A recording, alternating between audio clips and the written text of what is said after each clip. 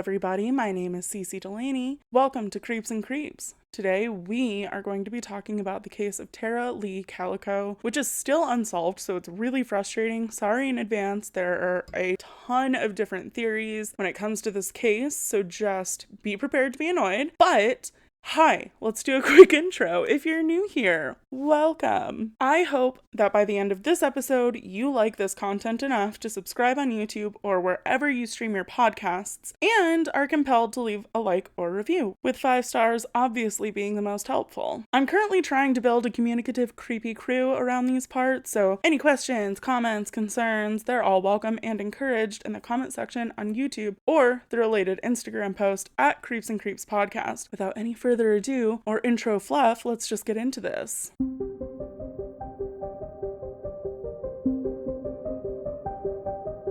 Miss Tara Leigh Calico was born February 28th, 1968, in a little town called Belen, New Mexico, to Mom Patty Doel and Dad David Calico. Belen was known to be like kind of a through town, so there was a railroad that was built near it, and so it was kind of a transient town, which I thought was really interesting and plays into one of my later theories, so just keep that in mind. Her childhood wasn't necessarily the most talked about thing on the block. She just had a typical upbringing. She was just a small town girl. She was smart and pretty and athletic, very active, a member of the marching band. Because there isn't a whole lot to talk about as far as her childhood is concerned, we're just going to get straight into the crime. On Tuesday, September 20th, 1988, Tara went on her routine 36-mile morning bike ride. That's insane to me, but, we talked about her being athletic. I just think that 36 miles is a lot. I'm just gonna leave it at that. Normally, this bike ride was a mommy-daughter deal, but lately, Patty had been feeling like someone was watching them and following them on their bike ride, so she said, no, I'm good. I actually don't think I want to participate in this anymore, and Tara said, okay, well, bye. I'm going anyway. And Tara's bike had a flat tire, so she had to borrow her mom's bike anyway, so Patty wouldn't have been able to do anything other than jog 36 miles. So it kind of really all worked out in the end for Tara. Because of the aforementioned flat, Tara jokingly told her mom, haha, hey, if I'm not back by noon, come and get me because I have a tennis match with my boyfriend at 12:30, and allegedly she had classes later that day. So her mom said, okay, haha, you're so funny, for sure. Also, please take this mace because I'm super concerned that someone's going to attack you. That's why I don't want to go. And Tara, for whatever reason, said no. Can't blame her. She was 19. I don't know. I feel like when you're 19, your brain just doesn't click that way and you're like, I'll be fine. So she leaves her house on Brugg Street on her mom's pink Huffy mountain bike at about 9:30 that morning. Again, with the intention of being back by 11:30, wearing her First National Bank of Belen t-shirt because that's where she was working as a bank teller at the time, white shorts with green stripes, white socks, white and turquoise Avia tennis shoes, a gold butterfly ring with a diamond insert, a gold amethyst ring, and gold hoop earrings.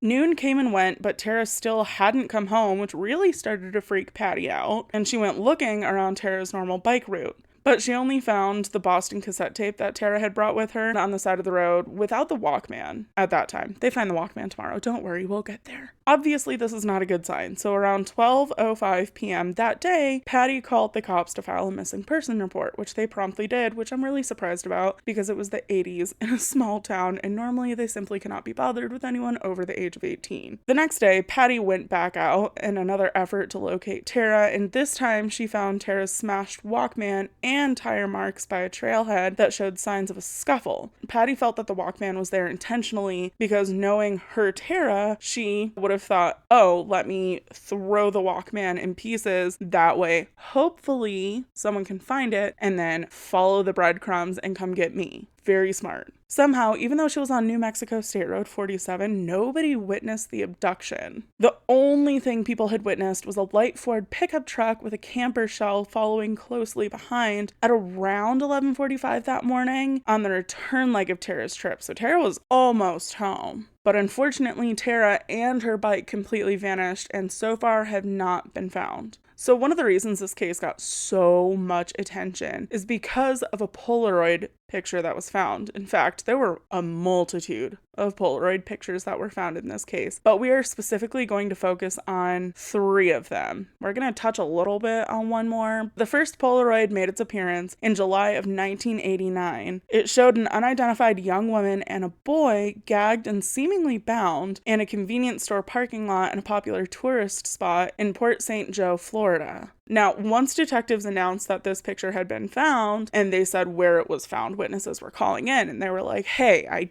did see someone who was rather suspicious hanging out there where the photograph was found, like pretty much in that parking spot. And they described a windowless Toyota cargo van driven by a man in his late 30s with a mustache. But unfortunately, by the time detectives caught wind of this, he was out, and the van was never even located. This is really interesting too, and I didn't realize that detectives could do this, but I learn new things every day about detective work. So the authenticity of the time frame of the photo, like that it was taken in July, was confirmed because the Polaroid film that it was taken on was analyzed, and they came to the conclusion that the film was not able to be purchased before May of 1989. This picture made its rounds, and it ended up on A Current Affair, which was a super popular show at the time. And when Patty's friends saw this, they went, oh shit, we're pretty sure that that's Tara. So they call up Patty. Patty sees it and she goes, oh, it might be. When the picture was initially found, Patty was a little hesitant because it just, to her, didn't look like her daughter at first. But when she looked at it a little more, she noticed that there was a scar on the woman's leg in the photo, and she claims that it was identical to a scar that Tara had received during a car accident at one point. She also saw a V.C. Andrews book in the photo that was Tara's favorite author at the time, and it was staged kind of in front of Tara, like near her. But after taking in time, growth, lack of makeup, the scar, the book, all of that into consideration, Patty switched up and said, yeah, I'm pretty sure that's my daughter in that photo. My personal 2 cents is that it's kind of a case of you see what you want to see. I personally believe go with your knee-jerk first instinct reaction, because the more you analyze it, especially if you're in distress and you're super concerned about the whereabouts of your child and you think that this could be her suffering, and it's kind of a comfort that, you know, Tara's potentially still alive, I could see Patty being like, you know what, upon 4th viewing, I'm pretty sure this is my child. You know what I mean? Don't forget, I said that there were 2 people in the photo. So sitting behind alleged Tara was a little boy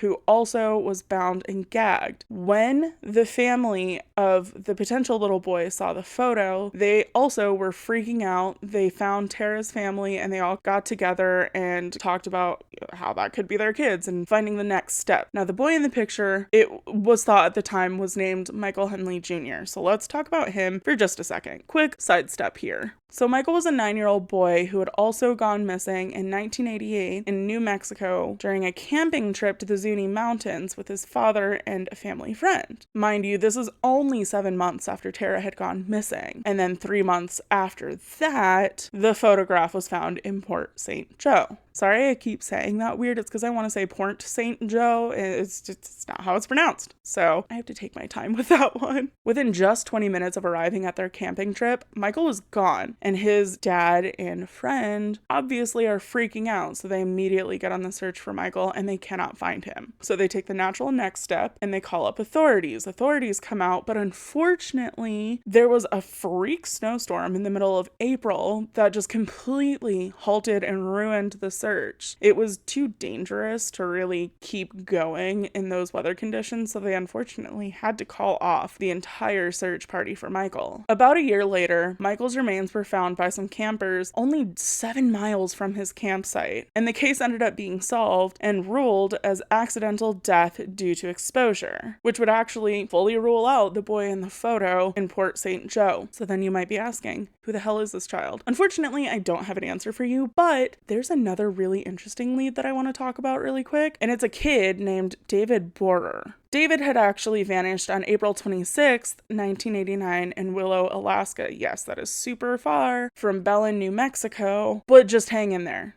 He was last seen walking to mile marker 82 on Parks Highway 11 miles north of his own hometown. And it was believed that at the time he was going to either a friend's house or play on a sandbar in the Coshwitna River. The running theory for a minute was that he fell into the river, and they were like, well, let's go try to find him, and maybe he's still alive. I don't know. Maybe he washed up on the shore and he's just hanging out, hoping for help. So detectives go looking down the river. There's no obvious sign that anyone had fallen into the river. So they're like, well, crap, what happened to him? Unfortunately, he was never found, and it was ruled as foul play. And so that's why people are like, well, he kind of looks similar. He's around the right age and it's around the right time. So maybe, I don't know. I personally think it's a little weird to assume that this serial kidnapper is taking cross-country trips. I don't know their life though, maybe. Now we're going to touch on the two other photographs that we had kind of talked about a little earlier, because remember, we have three. The first picture was found near a construction site in Montecito, California, and that one shows a blurry image of a girl's face with tape covering her mouth and a light blue striped fabric behind her, which to a lot of people looked similar to the pillowcase behind the girl in the original Polaroid. This photo was also taken on a Polaroid film stock, and that film stock was not available until June of 1989 after further analysis. The second picture was,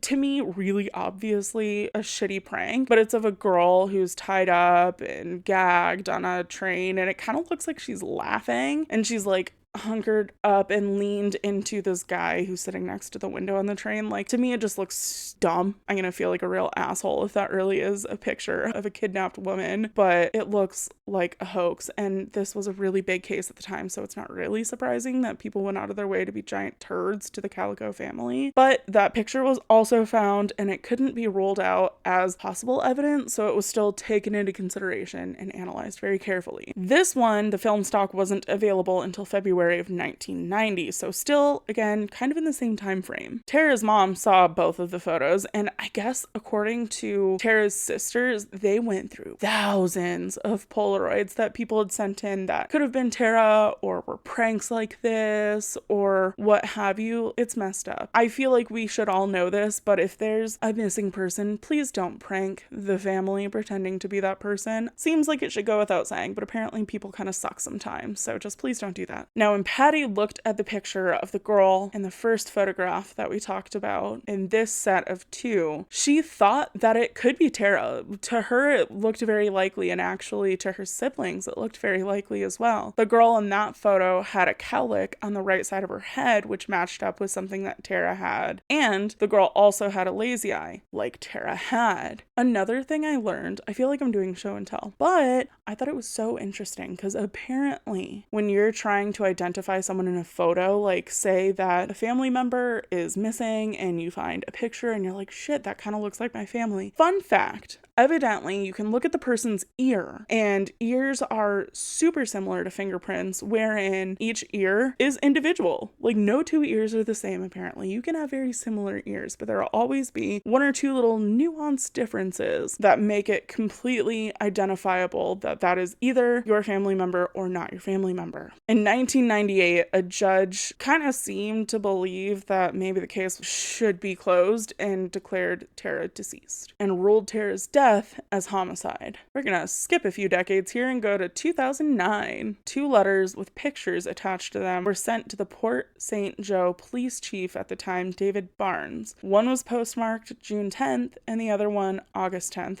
2009, both from Albuquerque, New Mexico. In one letter, there was a photo printed on copy paper of a young boy with sandy brown hair. Someone had drawn a black band in ink on the photo over his mouth, just like the tape that was covering the original boy's face in the photo from the Florida picture. Okay, great, we're all on the same page now. Letter number 2 comes in. This one has the exact same photo, but someone just didn't put tape over his mouth in ink. Don't know why. And then on August 12th, 2009, the Star newspaper in Port St. Joe received a third letter posted, again from Albuquerque, with the same image of the boy with black marker over his mouth. I assume just to kind of get the attention on the photo and on the sender and kick the case into high gear. Ooh, side note, that'd be kind of a genius thing to do. Okay, actually, I'm not endorsing this, but it's just an interesting theory that what if it was someone who was kind of close to the case and they were like, this isn't getting a lot of attention anymore. So they sent that in to get more eyes on the case. Wouldn't that be kind of interesting? The picture ended up being linked to the little boy in the photo because from what I understand, a case like that hadn't really happened in Port St. Joe since the original photograph was found. So they kind of just like added 1 and 1 and got 2 type thing. None of these letters had a return address or note that would indicate the child's identity, but as far as theories go, it's linked to Tara Calico, and the little boy in these new photos remains unidentified. About 8 years after Tara's disappearance, a psychic from Kentucky, whoa, I feel like we're just about to take a pivot, sorry to just throw that at you, but a psychic from Kentucky reached out to the Calico family with what she said was a tip. They said that Tara had been taken and put into a barn on the side of a Johnson road with a chain link fence that surrounds the barn. The psychic also claimed that there was a dog in the backyard. Not a specific dog, just a dog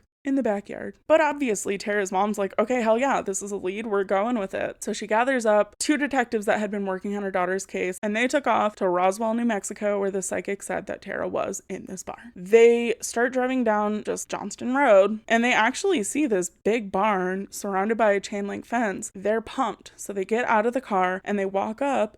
Lo and behold, there's a Rottweiler behind this barn. And the other thing that kind of got Patty like, I wonder if this is related, was that Tara had actually purchased a Rottweiler specifically for her stepdad because he really wanted a Rottweiler and Tara provided. It was just a really weird coincidence apparently though, because they scoured that barn and nobody was ever found. So it was just another dead end. So at this point, the story is kind of over. So we're just going to really get into the conclusions here and possible theories as to what had happened. 2009 also provided another potential conclusion to this case. 2 men who were teens at the time confessed that they had hit and killed Tara on accident in their pickup truck and covered up the crime. They said that they were just messing around with her and they knew her and they were just like bumper kissing her tire, just being idiot teenage boys. That actually did corroborate several eyewitness accounts that said that they had seen Tara being closely trailed by a pickup truck. Further, Tara's family said that she had been receiving threatening notes on her car for months leading up to her abduction. And another thing that kind of lends credence to this is that when Tara was getting these notes, she was like, okay, it's these friggin' idiot boys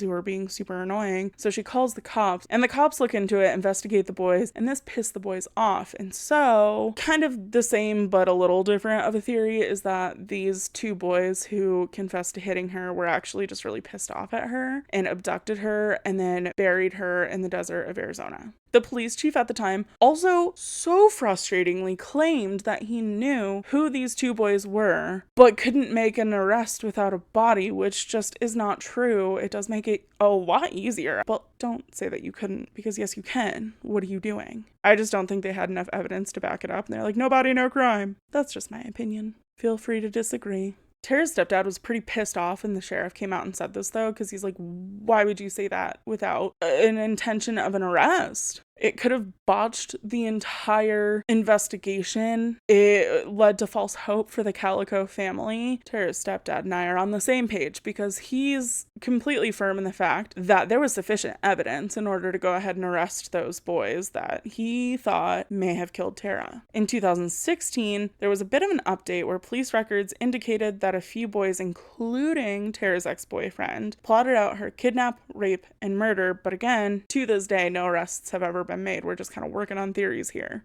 This case is just surrounded by a lot of weirdness because there was a documentary film crew who decided that they really wanted to deep dive into this case. So they make their way to Belen, and they were alarmed, to say the least, about the residents of this tiny little close-knit community, and they felt that people were definitely hiding something. And you know what? We're gonna get to a theory where I do believe that they're onto something. They said that witnesses who may have info on Tara's disappearance, they think that they had been threatened and harassed by an unknown person, and it seems like the kids who allegedly did this have every intention of keeping this a mystery for the Calico family. I saved the best theory for last because in my opinion, this is like the legitimate theory. And it comes with a deathbed confession because it's always a deathbed confession. So in 2009, a man named Henry Brown requested an interview with Deputy Frank Mathola, who was the deputy in Belen, New Mexico. Henry told Frank that he had hung out with some troublemaking teens, one of them named Lawrence Romero Jr., or LR Jr., as we're going to call him. And LR was actually the son of sheriff at the time, Lawrence Romero Sr. Apparently, LR Jr. was a bit of a troublemaker, and he was in the business of selling drugs. He also just so happened to have a big old crush on Tara, who at the time had a boyfriend who was also into dealing drugs. There's really not a lot to do in small towns, I guess. According to Henry, he was partying with LR Jr. and his friends at LR Jr.'s trailer, specifically in the makeshift basement that apparently was just a hand-dug cellar under this trailer that had like zero insulation or structural integrity. It was just a friggin' hole in a trailer. Part of the party included LR Jr. and his friends talking about how they had hit Tara with their truck, then raped and killed her. And they told Henry that they had hid her body in the bushes, and when the search intensified, they moved her body under a tarp in the makeshift basement and then later just to a pond, a random pond in Belen. A man named Donald Dutcher also came forward in 2013 to say that one of these party-going suspects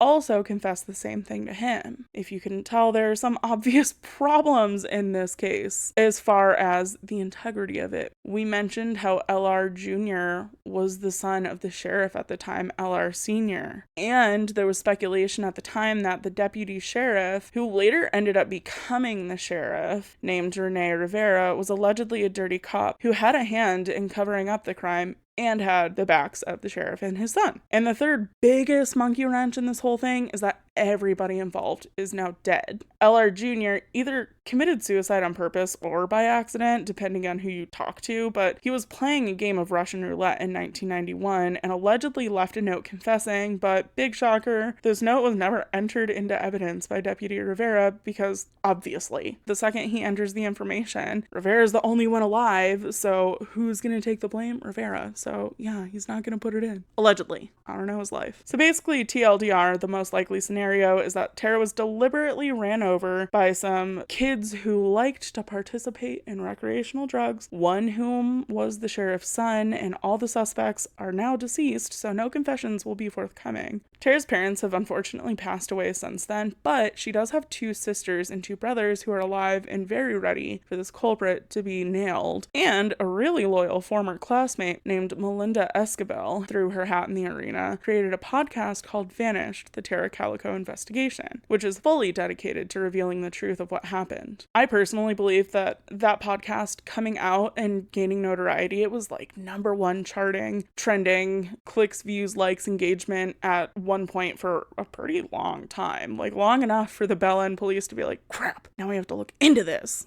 In 2021, a fresh tip actually led to a raid in Belen, New Mexico, which now leads us to June of 2023. DNA has been submitted, Golden State Killer style, and at this point, detectives are super confident that an arrest will be made soon, but they haven't released the name of the suspect in order to protect the integrity of the case, which I understand. But what I don't understand is that if all of the alleged perpetrators are now deceased, who the hell are they planning on holding accountable? Is it going to be Rivera? But I'm just really curious to see who's going to be held responsible for this whole thing. This whole case just messed me up. I have been curious about this case for years. I will randomly just get on a kick and do research on it. And every single time, I'm just astounded at the potential crooked cops involved in this. It makes me think of cases like the West Memphis 3 or Making a Murderer or stuff like that, where they're just the opposite of we need to nail a guy. They're like, no, we need to protect this guy. Like our lives depend on it, because they do. So I just find it really interesting sometimes in these small town cases that people kind of seem to get away with a lot of shit if you know the right person, which is terrifying. Do not condone it, but I also never intend on living in a small town out of paranoia and fear that somehow that'll happen to me or someone I love. and I simply don't have the bandwidth to deal with that kind of upset in my life. So I'm just gonna go ahead and stay in my big cities. Anywho, if you guys were interested in this case and you want me to cover more unsolved cases, they drive me up the wall, but I will do it if you guys are interested in these unsolved cases. Just let me know in the comments on YouTube, or as always, there will be an associated post on Instagram where you can just like type away your comments and opinions. And all of that will be over on Instagram at Creeps and Creeps Podcast. Can you tell I'm trying to get away from a script and go off on my own, but I still haven't gotten it yet. So I just start saying dumb shit and trying to catch up with myself and make everything sound cohesive and flow correctly. It's not working, but that's okay. We're still getting there. We're only, 6 episodes in? 7. We're only like 7 episodes in, so just hang with me, please. I actually do end up reading comments, questions, concerns, everything that's constructive and actually kind of helpful in order to improve this channel. So don't be afraid to voice your opinions. If there's something you want to see changed, or if you just want to talk about the case, whatever, don't care. Just comment it. It's all good, man. That being said, don't be a dickhead to each other in the comments. As always, you can have your opinion, but so can Mike and Jessica and Eric. We don't need to share the same one, because how boring would life be? If you're streaming this as a podcast, please consider throwing a rating my way. Again, with 5 stars being the most helpful, and subscribing to the show wherever you're listening. Until next time, keep those little noggins on a swivel. Be safe out there. Goodbye.